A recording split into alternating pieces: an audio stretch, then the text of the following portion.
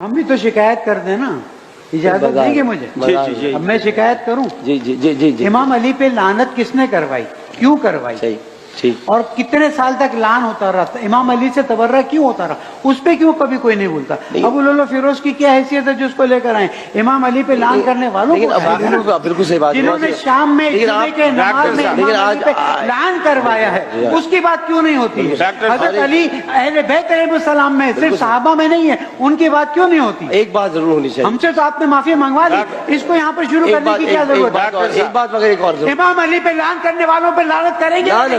لعنت ان پر لعنت کہیے جنہوں نے امام علی پہ لعنت کی ان پہ لعنت، بالکل ہم کہتے ہیں، جنہوں نے امام علی پہ لعنت کی ان پہ لعنت، بالکل ہم کہتے ہیں، جنہوں نے امام علی پہ لعنت کی ان پہ لعنت، بالکل ہم کہتے ہیں، کہیے لعنت، آپ بھی کہیے لعنت، سب پہ پتہ چلے گا؟ نہیں بات اور کیا، بس ہو گئی۔ صحابہ کرام میں سے ایک ہستی بھی ایسی نہیں گزری یہ اہل بیت میں سے اہل بیت کا مقام نہیں دیا جاتا۔ تیسری مثال سنن نبی داؤد میں 4650، مسند احمد میں 1629، جلد 1 اور صفحہ 187 پر حضرت معاویہ رضی اللہ تعالیٰ عنہ نے مغیرہ ابن شعبہ کو کوفے کا گورنر مقرر کیا، وہ بھی صحابی ہیں رضی اللہ تعالیٰ عنہ۔ تو سعید ابن زید وہاں ملنے کے لیے آئے۔ سعید ابن زید آپ کو پتا ہے کون ہے؟ عشرہ مبشرہ میں سے حضرت عمر کے بہنوئی، پہلے 10 مسلمانوں میں سے، اور ان کے والد وہ ہیں کہ جو زمانے جاہلیت میں بھی موحد تھے، صحیح بخاری میں آتا ہے، اور خانہ کعبہ کے وہ غلاف سے لپٹ کے کہا کرتے تھے اللہ میں صرف تجھے پوجنا چاہتا ہوں۔ یہ وہ ہیں سعید ابن زید۔ یہ حضرت مغیرہ ابن شعبہ کو ملنے کے لیے آئے کوفے میں، اور جامعہ مسجد میں، الفاظ ہیں مسجد میں آئے کیونکہ وہاں حکمران بھی مسجد میں ہی بیٹھتے تھے، حضور صلی اللہ علیہ وسلم بھی آپ کو پتا ہے آپ کا ہیڈ آفس بھی مسجد نبوی تھا، آپ کا وہ گیسٹ ہاؤس بھی وہی تھا، سب کچھ وہی تھا، وہیں آپ تربیت کرتے تھے۔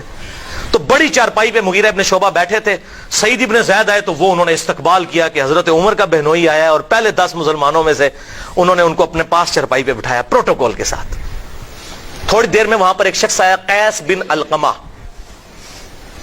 اور اس نے باتوں باتوں میں گالیاں نکالنی شروع کی اور کسی کو برا کہنا شروع کیا اور کسی پہ لعنت شروع کر دی۔ حضرت سعید بن زید تھوڑی دیر تک تو مہمان تھے بیچارے، خاموش رہے، سنتے رہے۔ پھر انہوں نے کہا مغیرہ ابن شعبہ یہ کس کو گالیاں نکال رہا ہے؟ انہوں نے کہا یہ مولا علی کو گالیاں نکال رہا ہے۔ اللہ اکبر والیعوذ باللہ تعالی۔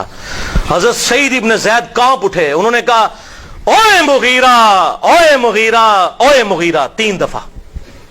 حضرت مغیرہ ابن شعبہ صلح حدیبیہ سے بھی پہلے کے مسلمان ہیں۔ اوے مغیرہ، مجھے زندگی نے یہ دن دکھانا تھا کہ تو اللہ کے نبی کا صحابی اور تیری مجلس میں مسجد میں ایسے لوگ بیٹھتے ہیں جو جنتی مولا علی کو گالیاں نکالتے ہیں، اور نہ تو انہیں اپنی مجلس سے نکالتا ہے نہ ان کا منہ بند کرواتا ہے۔ مغیرہ کان کھول کر سن، اللہ کی قسم میں نے نبی صلی اللہ علیہ وسلم سے یہ حدیث خود سنی تھی، اور میں اس بات سے ڈرتا ہوں کہ میں کوئی ایسی حدیث بیان کروں جو میں نے نہ سنی ہو، اور حضور صلی اللہ علیہ وسلم قیامت والے دن میرا گریبان پکڑ لیں کہ تم نے یہ حدیث کیوں بیان کی، اور میں حضور کو منہ نہ دکھا سکوں۔ میں نے اللہ کے نبی صلی اللہ علیہ وسلم سے ایک مجلس میں یہ بات سنی تھی، ابو بکر فی الجنہ، عمر فی الجنہ، علی فی الجنہ، عثمان فی الجنہ، علی کا نام پہلے لیا، عثمان فی الجنہ، طلحہ فی الجنہ، زبیر فی الجنہ، عبد الرحمن بن عوف فی الجنہ، سعد ابن ابی وقاص فی الجنہ۔ یہ 8 بندے جنت میں، اور ایک 9واں بھی۔ ایک 10 والی حدیث ہے وہ جامعہ ترمذی میں حضرت عبد الرحمن بن عوف سے ہے، اس میں ابو عبیدہ ابن جرح بھی موجود ہے، اس میں نہیں ہے۔ 8 بندے جنت میں اور ایک 9واں بھی، اگر چاہوں تو اس کا نام بھی بتا دوں، پھر خاموش ہو گئے۔ اب مسجد میں آوازیں بلند ہوئیں کہ سعید ابن زید وہ 9واں شخص کون ہے آپ بتائیں ہمیں۔ پھر لوگوں نے اللہ کی قسم دے کر پوچھا کہ ہم آپ کو اللہ کی قسم دے کر کہتے ہیں کہ آپ اس 9ویں شخص کا نام بتائیں کہ کون تھا جس کو حضور نے جنت کی خوشخبری دی تھی اس مجلس میں۔ تو حضرت سعید ابن زید رضی اللہ تعالی عنہ نے کہا کہ اللہ کا نام بڑا ہے، اب چونکہ تم نے مجھے اللہ کی قسم دی ہے لہذا میں تمہیں اس 9ویں کا نام بھی بتا دیتا ہوں۔ وہ 9واں شخص میں ہوں، سعید ابن زید رضی اللہ عنہ، جن کے بارے میں حضور نے مجلس میں کہا تھا کہ وہ جنت میں سے ہے۔ مغیرہ سن لے جس شخص نے حضور صلی اللہ علیہ وسلم کو دیکھا اور آپ کے ساتھ کسی قتال میں شرکت اختیار کی اور اس کا چہرہ گرد آلود ہو گیا اس نبی کے صحابی کا، اب تم لوگ حضرت نوح علیہ السلام جتنی بھی عمر پالو تب بھی اس شخص کے اعمال کو نہیں پہنچ سکتے، چہ جائے کہ تم مولا علی کو گالیاں نکلواتے ہو، وَلِعَوْذُ بِاللَّهِ تَعَالَى۔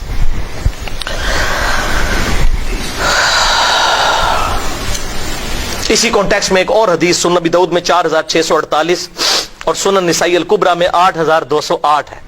یہ وہ حدیث ہے جو میں نے زبیر علی زئی صاحب کو بتائی۔ انہوں نے اپنے رسالے میں لکھا کہ مجھے کوئی ایسی حدیث نہیں ملی کہ حضرت امیر معاویہ نے خود گالی دی ہو یا اپنے سامنے دلوائی ہو۔ ہاں وہ اپنے گورنروں سے جو دلواتے تھے وہ علیحدہ بات ہے، خود وہ ایسی کوئی بات ثابت نہیں۔ میں نے پھر ان کو یہ حدیث بھیجی جو شیخ البانی بھی صحیح کہتے ہیں، زبیر علی زئی صاحب بھی صحیح، میں نے ان کو بتائی۔ سنن نبی داؤد 4648، سنن نسائی الکبریٰ 8208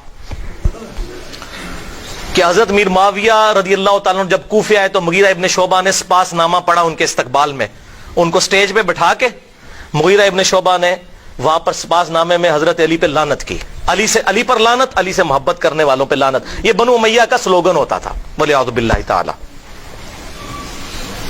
تو وہاں پر بھی سعید ابن زید موجود تھے، انہوں نے کہا اس ظالم مغیرہ کو دیکھو، یہ جنتی شخص پر لعنت کرتا ہے، جبکہ میں نے رسول اللہ سے سنا ابو بکر جنت میں ہے، عمر جنت میں ہے، علی جنت میں ہے، عثمان جنت میں ہے۔ پوری حدیث اشرم مبشرہ والی وہاں پر بھی انہوں نے بیان کر کے الحمدللہ اعلان حق کیا اس حوالے سے۔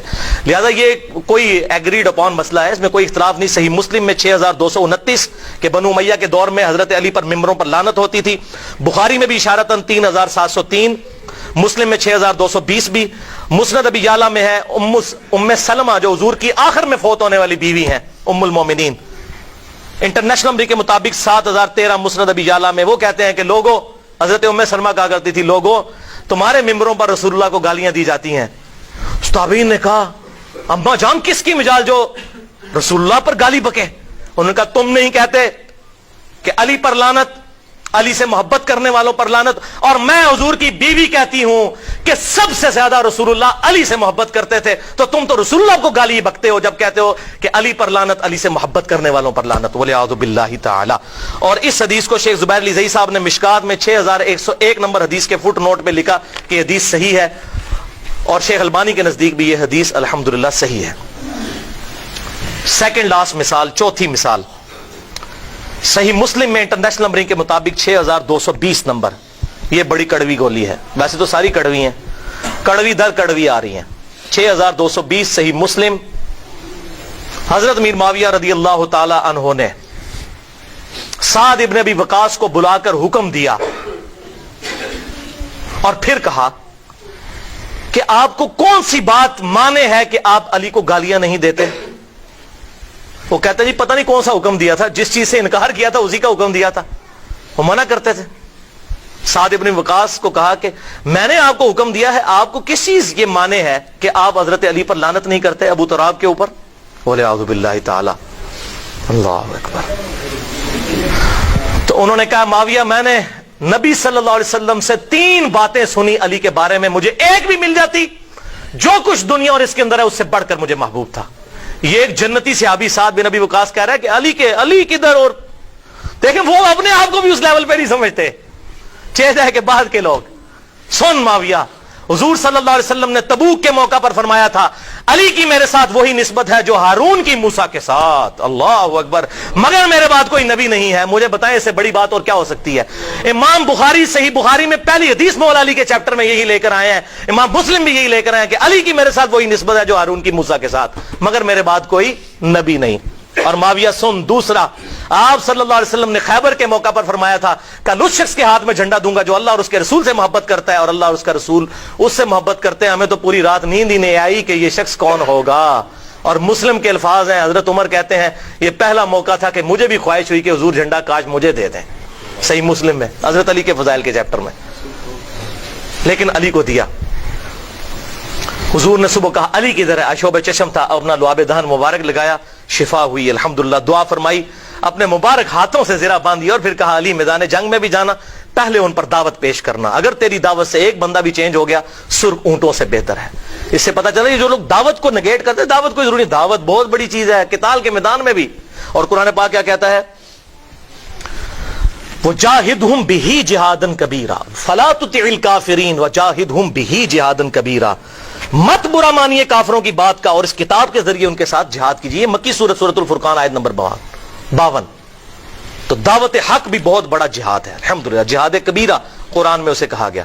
دوسری بات ہوئی، تیسرا انہوں نے کہا کہ معاویہ سن، جب آیت مباہلہ نازل ہوئی سورہ آل عمران کی 61 نمبر آیت، جب کرسچنز کے علماء کے ساتھ حضور کا مباہلہ ہوا اور پھر قرآن کی آیت نازل ہوئی سورہ آل عمران 61 نمبر کہ تم بھی اپنے آپ کو لے آؤ، اپنی اولاد کو لے آؤ، عورتوں کو لے آؤ، ہم بھی لے آتے ہیں، اور پھر کھلے میدان میں کہتے ہیں جو جھوٹا ہے اس پہ اللہ کی لعنت ہو. تو حضور صلی اللہ علیہ وسلم حضرت علی، فاطمہ، حسن اور حسین کو لے کر نکلے اور کہا یہ اللہ میرے اہل بیت ہیں، مباہلے کے لیے میں لے آیا ہوں. تو حضور صلی اللہ علیہ وسلم کی یہ 3 خوشخبریاں، اور اسی کا ترک سنن نسائی الکبریٰ میں 8477 ہے کہ آپ صلی اللہ علیہ وسلم کی حدیث بیان کیا کرتے تھے سعد ابن ابی وقاص، اور جب لوگ ان سے ملنے آتے اور وہ لوگوں سے کہتے دیکھنا علی کو کبھی گالی نہ نکالنا. میں نے حضور صلی اللہ علیہ وسلم سے کئی باتیں علی کے بارے میں ایسی سنی ہیں، اور کہا کہ سعد بن ابی وقاص نے کہا کہ یہ حضرت امیر معاویہ اور ان کی پارٹی اگر میرے سر پر آرا بھی رکھ دے، سنن نسائی الکبریٰ 8477، اور مجھے اس وقت کہے کہ علی کو گالی نکال، میں آرا چلوا لوں گا، حضرت علی کو کبھی گالی نہیں نکالوں گا. میں نے حضور سے خود سنا ہوا ہے حضرت علی کے بارے میں ایسی بشارتیں، یہی والی بشارتیں الحمدللہ. اور صحیح مسلم میں حدیث ہے 6488 نمبر حدیث، اس سے آپ کو معاملہ اور کلیئر ہوگا. عبد الرحمن بن عوف رضی اللہ تعالیٰ عنہ شروع کے مسلمان ہیں. حضرت خالد ابن ولید بعد میں مسلمان ہوئے، صلح حدیبیہ کے بعد، فتح مکہ سے پہلے ہوئے لیکن صلح حدیبیہ کے بعد. عبد الرحمن بن خالد بن ولید نے رضی اللہ تعالیٰ عنہ عبد الرحمن بن عوف کو ایک دفعہ جذبات میں آ کے کوئی جھگڑا ہوا تو گالی دے دی. حضور صلی اللہ علیہ وسلم تک شکایت پہنچی، صحیح مسلم 6488. آپ نے حضرت خالد ابن ولید کو بلا کر ڈانٹا اور کہا خالد اب تم میرے صحابہ کو برا مت کہو. خالد بن ولید بھی صحابی تھے کہ نہیں؟ پھر ان کو کہا تم میرے صحابہ کو برا، ان کو علیحدہ کیوں کر دیا؟ اور بھائی خالد اس وقت صحابی تھا جب اسلام کا گولڈن پیریڈ شروع ہو چکا تھا، اور عبد الرحمن بن عوف اس وقت صحابی تھا جب صحابی کا مطلب پینٹی کھانا تھا. خالد بن ولید اس وقت صحابی ہوا جب صحابی نہ ہونا پینٹی کھانا تھا. زمین اسمان کا فرق ہے.